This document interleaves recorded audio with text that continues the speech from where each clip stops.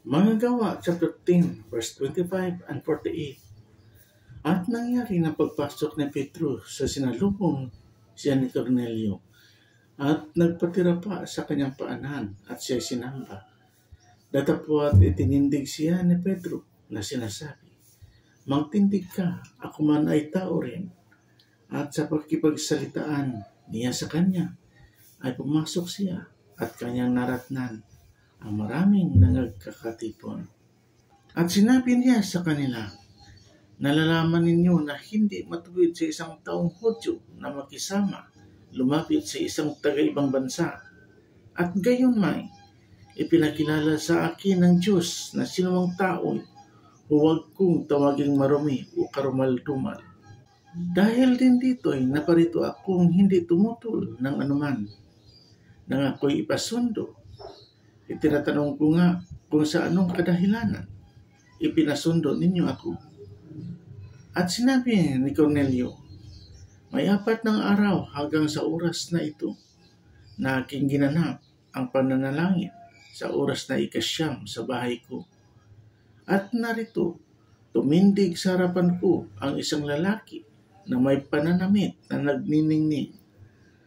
At sinabi ni Cornelio, dininig ang dalangin mo at ang iyong mga paglilimos ay naalaala sa paningin ng Diyos. Magsugo ka nga sa Joppe at ipatawag mo si Simon na pinamagatang Pedro. Siya ay nanuluyan sa bahay ni Simong magluluto ng balat na nasabi ng dagat. Pagdakay nga'y nagsugo ako sa iyo at mabuti ang ginawa mo na parito ka. Ngayon nga'y kaming lahat ay nangaririto sa paningin ng Diyos upang dinggin ang lahat ng mga bagay na sa iyo ipinag-utos ng Panginoon." At binuka ni Pedro ang kanyang bibig at sinabi, "Tunay ngang natalastas ko na hindi nagtatangi ang Diyos ng mga tao, kundi sa bawat bansa siya na may takot sa Kanya at gumagawa ng katuwiran ay kalugod-lugod sa Kanya.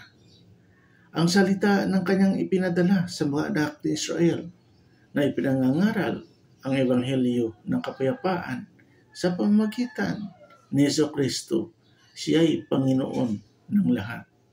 Talastas ninyo ang salitang ito na nahayag sa buong Judea, naguhat sa Galilea, pagkatapos ng bautismo na ipinangaral ni Juan, sa magkatawid bagay si Jesus na taga Nazaret, kung paanong siya ay pinahiran ng Diyos ng Espiritu Santo at ng kapangyarihan, na naglilibot na gumagawa ng mabuti at nagpapagaling sa lahat ng mga pinaghihirapan ng dyablo, sapagkat sumasa kanya ang Diyos.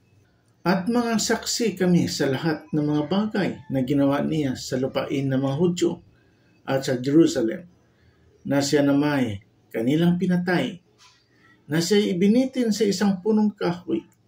Siya ay muling binuhay ng Diyos ng 3 araw at siya ay itinalagang mahayag. Hindi sa buong bayan, kundi sa mga saksi na hinirang ng Diyos una. Sa makatuwid, bagay sa amin na nagsikain at nagsiinom na kasalo niya, pagkatapos na siya ay muling mabuhay sa mga patay.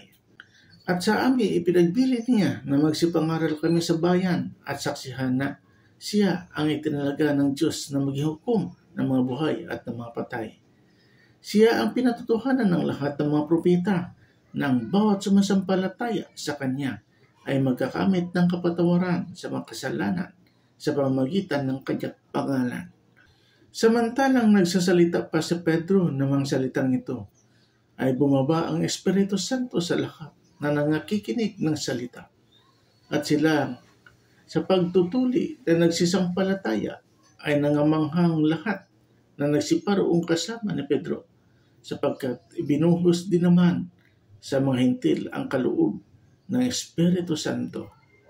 Sapagkat nangarinig nilang nagsasalita ang mga ito ng mga wika at nangapupuri sa Diyos, na manggagayoy sumagot sa Pedro, "Mangyayari bagang hadlangan ng sinuman ang tubig upang huwag mga bautismuhan itong mga nagsitanggap ng Espiritu Santo na gaya naman natin?"